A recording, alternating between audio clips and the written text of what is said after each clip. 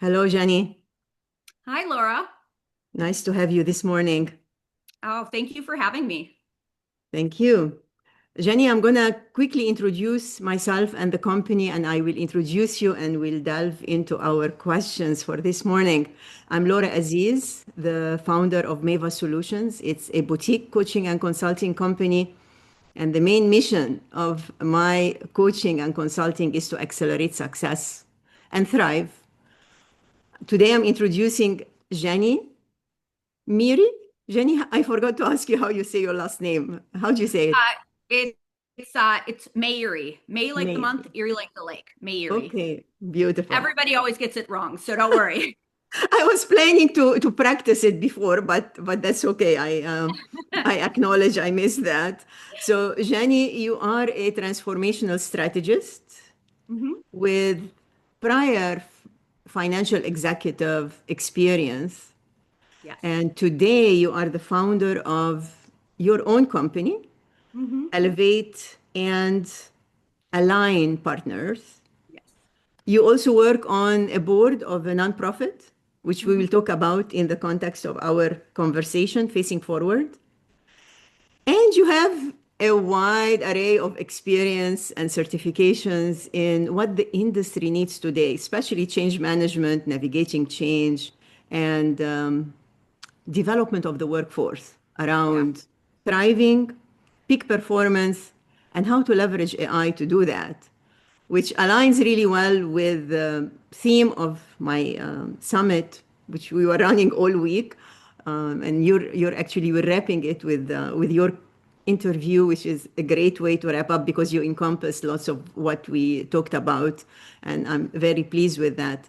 So with Wonderful. that, Jenny, I'll turn the mic to you if you want to add anything to your introduction and then tell us a little bit about your journey.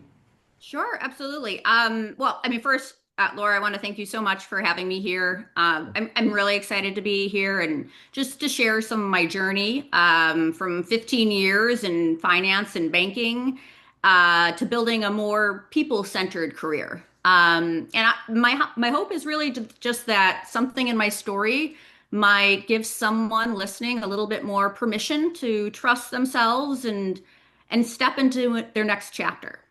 I love that. I love the way you framed it and allowing ourselves to reinvent ourselves in many ways. Like Mm-hmm. we need, I personally pivoted in my career almost every 5 years. There was a pivot. Some were aligned, like some were very close. They were not all big pivots, but there were some big pivots, including coming to the United States, that's a big pivot and going back to graduate school, that's a big pivot. And you did that. I mean, you got your MBA relatively recently, Yeah, right? just I mean, I graduated in June. Yeah. Amazing. Congratulations. Thank you. Thank you. Would you advise, I mean, that's an off the script question here, but would you advise someone looking to transform their career or make a pivot to get an MBA? I think that's something that each person really needs to think about carefully. I would say if you are looking to stay in your same industry, in your same company, and your company is encouraging the MBA, and that's going to help you move up the ladder, get promotions, move into management, I think it's the ROI is definitely there. And I think if you're trying to make a major pivot, I think it can definitely be very eye-opening. But I would say it's MBAs, it's a lot of work, it's a lot of money. And you're not necessarily going to make more money from it. So you need to go into it really knowing what you want to get out of it. And for me, I wanted to learn. I wanted to reignite my passion for learning. And I wanted to meet new people I was in an international program at Kelly School of Business. I met people from all over the world with all different kinds of backgrounds that really inspired me to think about what that my next chapter was going to look like. I love that. I love what you said because it gives people the agency to decide, not to just do it automatically. I also Yeah, learned over the years that one of the big advantages, as you mentioned, is your peers. It's not necessarily what you yeah, learn from the curriculum and courses, but the connection with professors and instructors, and then the relationships with peers, because now you broaden your connection with people who are in business, maybe relatively similar or sister organizations that can open up opportunities. So it's a Yeah. way, if someone is considering, I know that was the next thing I wanted to ask you is how to do career pivots and transition in your career. So that's one option. What would you say would be other things, or from your experience? I know you stayed in your prior role for like many years, like 14, 15 years. Yeah, so I mean, I'll tell you a little bit about my journey. Yeah. So I mean, really, so my journey has been a lot about really learning to trust myself, Okay. and lead with my values, even when change might look risky on paper. So I spent 15 years in finance and banking, in different roles that blended people strategy, business operations, and people and client relationship management. And I really loved the complexity and the responsibility. But I reached a point where I really wanted my work to feel more aligned with who I am at my core. So, like you said, I did something that surprised a lot of people. 15 years into my career, I decided to go back to school. A little over 2 years ago, graduated in June. I earned my MBA. But really, it was an opportunity for me to give myself permission to pivot towards work that really helps people and organizations grow and in a more human-centered way. And so right now, my mission is really just to help leaders and teams rise into their highest potential without abandoning themselves, or their people in the process. I love that. We talked a lot with the several speakers in the summit collection of presentations on avoiding burnout. Mm, And one of the steps in avoiding burnout is the clarity. I know you mentioned the word clarity a few times, and you align with your core values, you align with what you do, mhm. you have some practices, daily practices, routines that help you clarify and get out of the fog in terms of where you want to be and if what you're doing aligns with your passion, your purpose. And that in the long run, it doesn't happen overnight, makes No. you happier, makes you more fulfilled. Yes. But That's it is beautiful. a lifelong journey. We are Yep. constantly evolving, and I think that's something important to remember. Mhm. Nothing happens overnight, and one choice is not your choice forever. It's just the next step Yeah. in many steps throughout one's entire lifetime. I love that. We call it with some practices, I call it portfolio career. Yeah, So yes, the old style of working for a company and staying there for 25 years or 30 years and retiring does not pan out today. Like the rate of change. And if you're ambitious, especially, you want to look at what else is out there, what would be the right next move, and if it leads you to go to school, back to school, or a certification. Like I know me and you are ProSci certified, which is great. A little pitch for ProSci here. yes. It's a change management certification. I like their ADKAR model, Hmm. which on the surface, initially, it seemed too simplistic. Right. But looking deeper into it and applying it at the personal level and then organizational level. And since I said ADKAR, and the principle is when you say an acronym, you need to define it. So ADKAR stands for awareness. So it sometimes on a personal level is the awareness that I'm not happy or this is not fulfilling, and Hmm. a need for change is in the air. Yep. So the awareness and then the desire, like creating that momentum and ambitious and desire to change, do something better. We call it design your life. I like to call it design your life. I don't know if you're familiar with the book by Bill Burnett from Stanford on design your life, which was Yeah. like fascinating when I heard him speak and then got the book. I love it. And so the awareness and desire kind of get you started, and then you need to acquire the knowledge.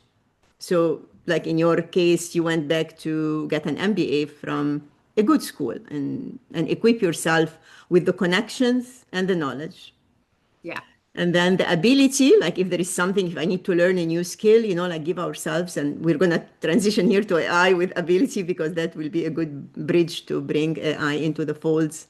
And then the continuous, I would say, reinforcement and continuous reinventing of what we're doing and giving. And then with that, on a personal level, is giving time in our daily routine to pause, right? Pause Yeah. and capture our thoughts.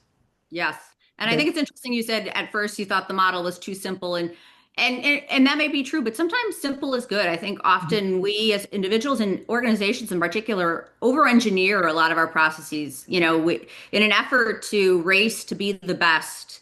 Some, transformations become so complex that we lose sight of was the problem that we were actually trying to fix. Yeah, I like So, that. so sometimes going back to the basics is the best way to go. That's beautiful. In the first session we have for the summit, it is about clarity. Hmm. And the author of the book is called Beyond Chaos. And the author is Oleg Konovalov. I've known him for a while, and I took some of his programs. And in that book of Beyond Chaos, he talks about clarity, and he found a model that helps someone who's going through tough time, whether on a personal level or a corporate. He calls it Passat, and the P is for pause, and that's kind of where you create time to pause, not let overwhelm take over your life. Yeah. And in that Passat also there is simplicity, like the two S's. One is simplicity and one is structured thinking, Hmm. and then authenticity Yeah. and thinking forward.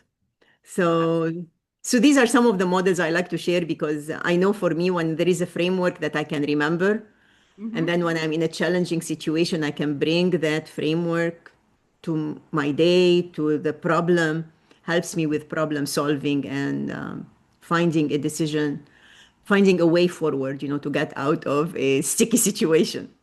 Yes. Yeah. Being able to ground yourself in some structure can often be very helpful, especially when things around you feel very chaotic. Yeah, yeah, absolutely. Which many of people living today feel this way, like there was so many layoffs this year. People don't Yes. know where AI is going to take them, like what jobs are going to stay and what jobs are going to be eliminated. And then the hard decision of, okay, maybe what I'm doing today is not going to thrive in the future. So I need to have agency, make a decision, decide what is good for me and my family and move forward. Hmm. Yes, absolutely. I love this conversation. That's kind of the way I think all my life. That's kind of the way I always assessed what am I doing now? Is it going to sustain or I need to make a change? Yeah. That's at the core. So, Jenny, we'll transition to AI. I know all of us today are faced with the AI tsunami, I call it. Yes, absolutely. What do you feel about AI and how did you integrate it into your life and work? Well, so I'll be honest. I'm a huge AI proponent. I love AI. It has become a core part of how I work. I use it every day, all day. That's beautiful. Um, and I mean, I think I use it as mostly a strategic thinking partner, Mhm, a creative collaborator, and definitely a productivity tool. mhm, It helps me move faster while still kind of honoring quality and intention. mhm. And it frees up a lot of mental space, Yeah. so I can focus on the deeper human work that I want to Mhm. do, like coaching, relationship building, and creative problem solving. I love that. I Yeah, love the strategic partner, especially for like solopreneur or small business owners when you don't have a big team to right. do brainstorming session. You're really most of the time brainstorming with yourself. Yep. So having an AI partner, and AI does a good job with that. Like when I ask it to play the role of a strategist or to Hmm. be so part of using AI kind of for people who may not be new to it is you need to tell it the role it's playing. Like, just Absolutely. setting the context and defining its role. And one of the big uses of AI is the role you described, to be a strategic partner. What other roles have you used it in? I'll share with you some of the ways I use it. I mean, I will say I personally like to use Chat GPT a Mhm. lot. Yeah. Partially because I mean, I think when you have it one platform, I mean, it learns you over time, Mhm. and it Mhm. it it really it remembers what you've worked on and what you've talked about. And so I'll use that for anything from content development to coaching frameworks or research synthesis. But I also really like using Canva Mhm. AI's feature for design work. Yes. Since, I don't have a marketing team. Yes. I also really like Notion AI Mhm. for organization and drafting. Zoom Workplace is great for transcription and creating postmortems.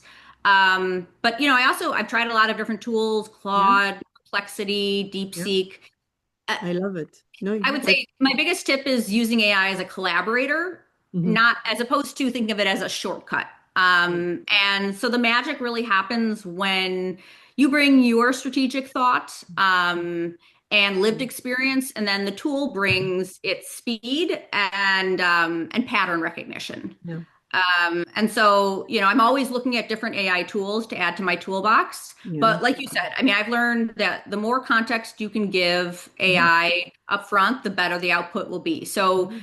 getting good at prompt engineering, it really does matter. That's beautiful. Very well said.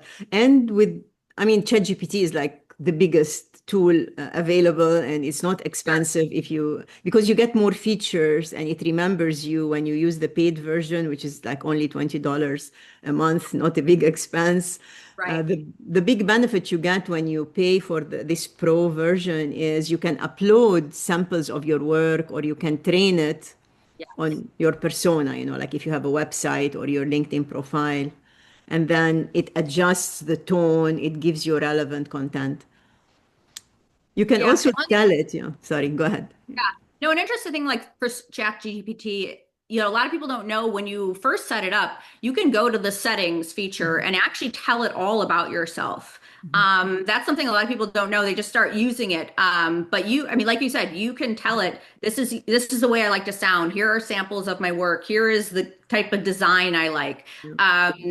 You can really help create a true partner that knows everything about you and how you like to deliver, which is gonna make your output. I mean,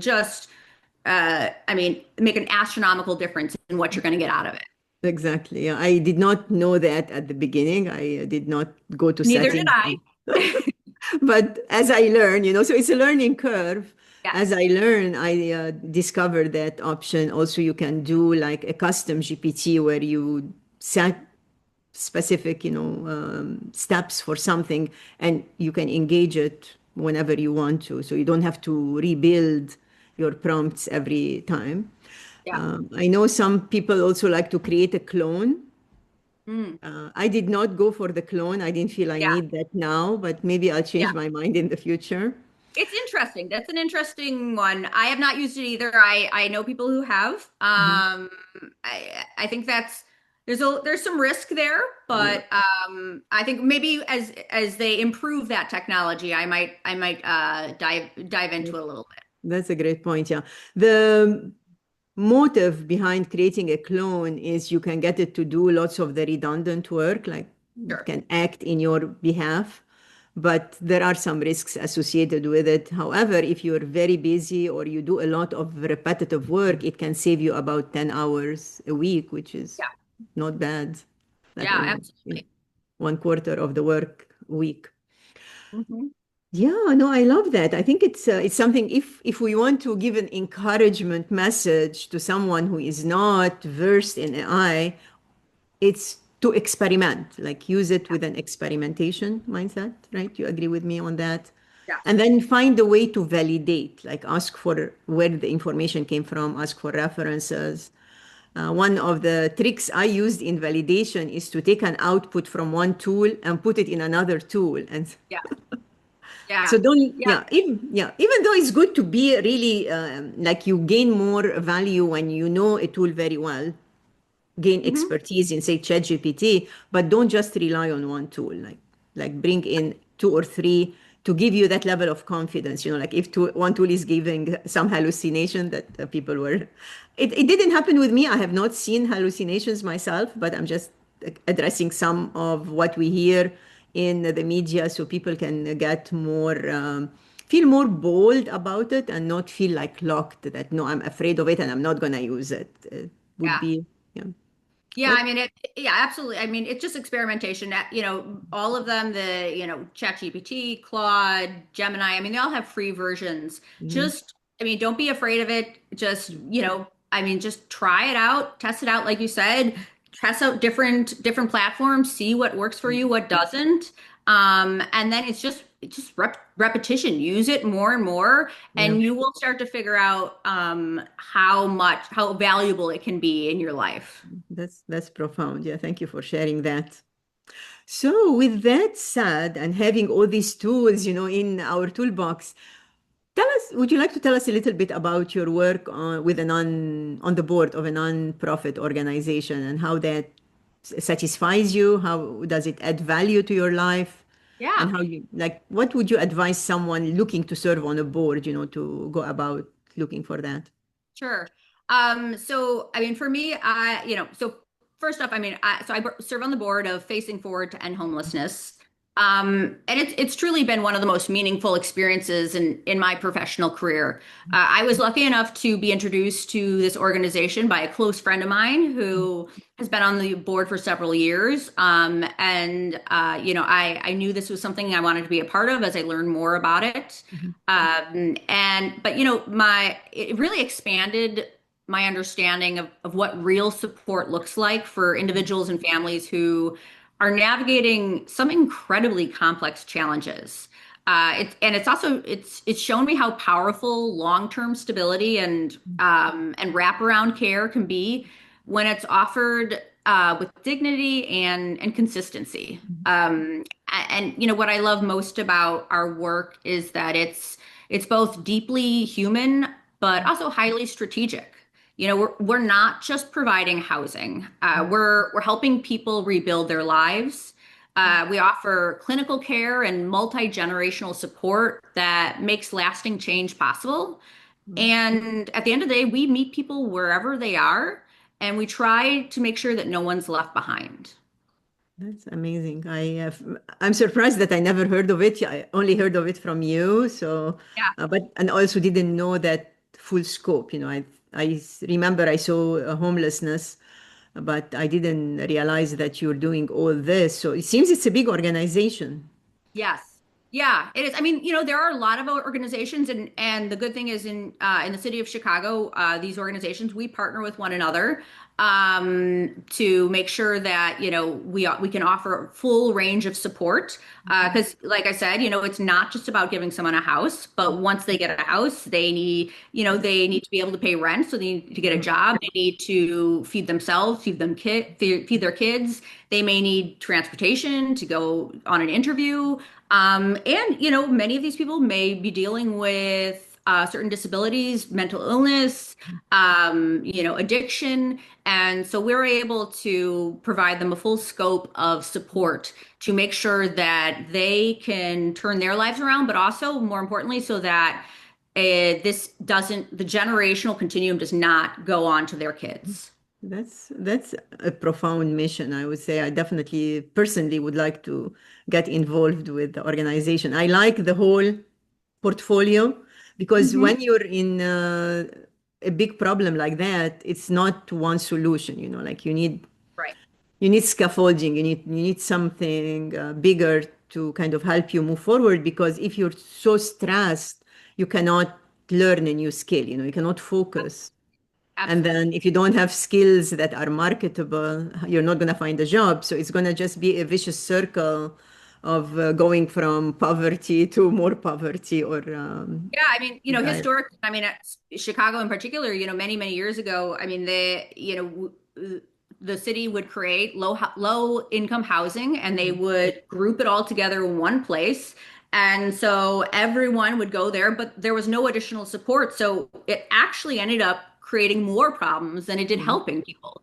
mm, And so, we realize now that that is not, it's not a good model. It is sometimes nice to have a complex of a youth together where people can support one another, but we also have housing all over the city. yeah.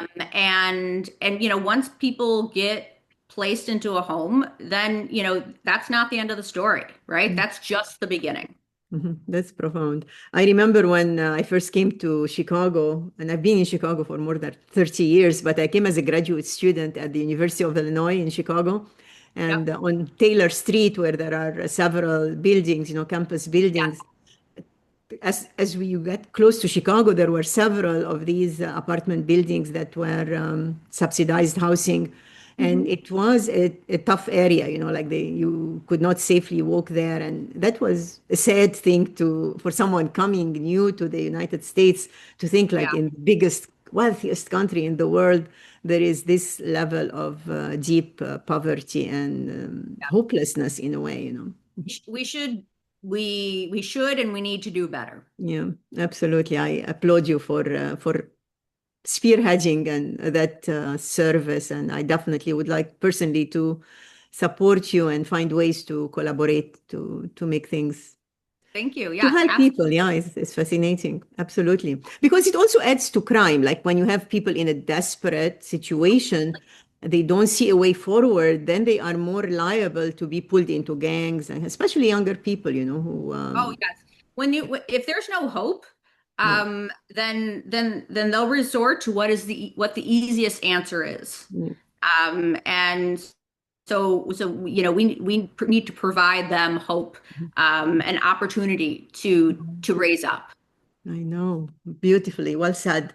I know we have a very tight schedule today, so I want to wrap up this amazing interview. I know we can talk forever on these Of course, concepts. yes, we could. Each one is kind of a lifelong journey in itself.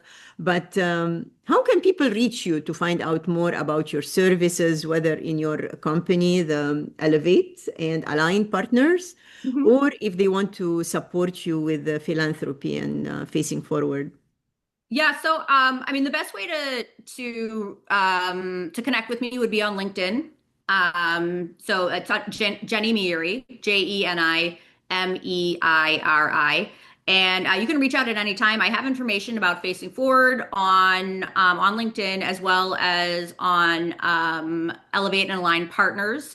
I've just changed the name of my company, so the website is not live yet, but that will be posted on LinkedIn as well as soon as that's finalized. But yes, LinkedIn is the best way to connect with me, and I'm always happy to talk to people about my work, about how I can help either individuals or organizations who are going through any type of transformation, as well as my work with Facing Forward, and to encourage people to get involved in any way they can. We need donations. Fundraising is critical, especially right now.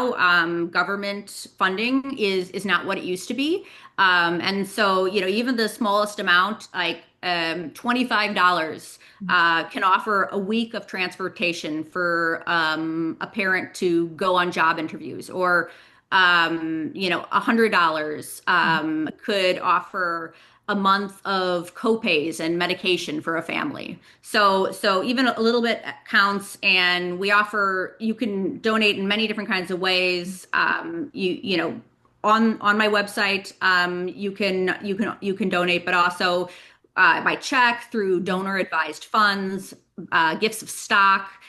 So there's many ways to give and many ways to get involved. So please reach out if you want to get more involved with Facing Forward, or would like to talk to me more about my company, Elevate and Align. That's beautiful. Very well said. Thank you, Jenny. Thank And you, Laura. look This was forward a for pleasure. I more. really appreciate it, and thank you for putting on this summit. It's exactly the time. Technology. We are living in a very chaotic world that is being driven by technology and AI, and I think we all need to not be scared, but embrace the change and take it one step at a time, and figure out how we can thrive through it as opposed Right. to allow us to be scared and feel that we're going to be replaced. That's beautifully said. And one of that is connecting with others. Like I know we met through a connecting networking group here in Mhm. Chicago, and there are many other connecting groups around the country and around the world. So not to isolate ourselves, but reach out Community is and important. Yes. But find. yes, community is so important. So yeah, find your communities. There, every city has them. And yes, I mean we need to come together. Definitely doing anything alone is not the way to go. It's Yes. okay to ask for help, and we all need help. I know I have many people I go to whenever I have a difficult question or a challenge. I don't ever try to do anything alone. That's very well said. Very beautiful. Well, I look forward for more to do together for sure Yeah. on personal level, but also I know you're on LinkedIn almost every day, and if anybody wants to support your nonprofit organization facing forward, or want to work with you in consulting, coaching, or strategic advising, Mhm. you're open for that as well. Absolutely, Thank yes. you and happy holidays. I know we're very close from the holidays, and Thank hopefully you. we'll do more in 2026. That sounds fantastic. I would love to be a part of it. Yeah, thank you, Jen. Bye. Thank you, Laura.